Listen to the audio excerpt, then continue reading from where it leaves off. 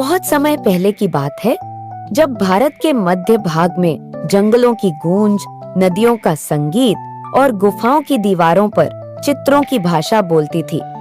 ये वो समय था जब एक महान लेकिन आज भूला हुआ साम्राज्य जन्म ले रहा था, वाकाटक साम्राज्य। बच्चों, आज हम चलेंगे करीब 1800 साल पीछे, लगभग 250 ईस्वी में। गुप्त साम्राज्य का उदय हो रहा था, लेकिन ठीक उसी समय मध्य भारत में एक और शक्तिशाली शक्ति उभर रही थी, वाकाटक साम्राज्य। वाकाटक वंश की स्थापना राजा विंध्य शक्ति ने की थी। विंध्य शक्ति कोई क्रूर योद्धा नहीं थे, वो एक दूरदर्शी शासक थे। उन्होंने एक छोटे से क्षेत्र से शुरू करके एक बड़ा साम्राज्य खड़ा किया। उनके बेटे प्रवरसेन प्रथम ने इस राज्य को महान बनाया। वो सिर्फ एक राजा नहीं, एक योद्धा, एक कवि और एक धर्मनिष्ठ शासक थे। प्रवरसेन ने प्रवरपुर नाम की राजधानी बसाई, आज जिसे नागपुर के पास माना जाता है।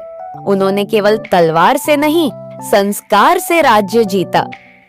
उन्होंने ब्राह्मणों को जमीन दी, गुरुकुलों की स्थापना की और साहित्य को प्रोत्साहन दिया। कहा जाता है कि उन्होंने सेतुबंधा नामक एक संस्कृत महाकाव्य भी लिखा। वाकाटक और गुप्त साम्राज्य के बीच रिश्ता भी बना था। गुप्त सम्राट चंद्रगुप्त विक्रमादित्य ने अपनी बेटी का विवाह वाकाटक राजा रुद्रसेन से करवाया था। इस मिलन से दोनों साम्राज्य और मजबूत हुए और वाकाटक ने और अधिक भूमि पर अधिकार कर लिया। और फिर आया एक सबसे अद्भुत राजा, राजा हरिशेन। वो केवल योद्धा नहीं, कला और संस्कृति के महान संरक्षक भी थे। उन्होंने ही अजंता की गुफाओं का निर्माण करवाया। ये गुफाएं केवल चट्टानों की खुदाई नहीं थी, ये तो पत्थर पर लिखी हुई कहानियां थीं। बुद्ध की जीवन गाथाएं, नैतिक शिक्षाएं और जीवन के छोटे छोटे भाव, सब कुछ वहां चित्रों में मौजूद है। वाकाटक साम्राज्य में सभी धर्मों का सम्मान होता था, बौद्ध, वैदिक, शैव और जैन। यहाँ न्याय की व्यवस्था थी, किसान और कलाकारों को विशेष दर्जा दिया जाता था, महिलाओं को शिक्षा और सम्मान दोनों मिलते थे। लेकिन समय हमेशा एक जैसा नहीं रहता।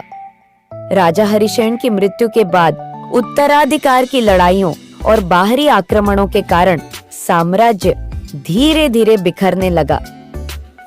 एक समय जो राज्य भारत की सांस्कृतिक शान था, वो अब केवल इतिहास की किताबों में छिप गया।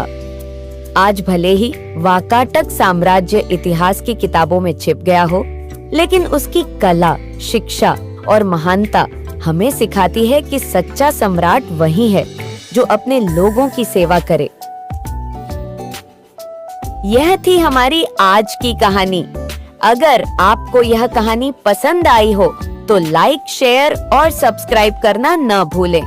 अगली बार एक नई कहानी के साथ फिर मिलेंगे। तब तक अपना ध्यान रखिए और खुश रहिए।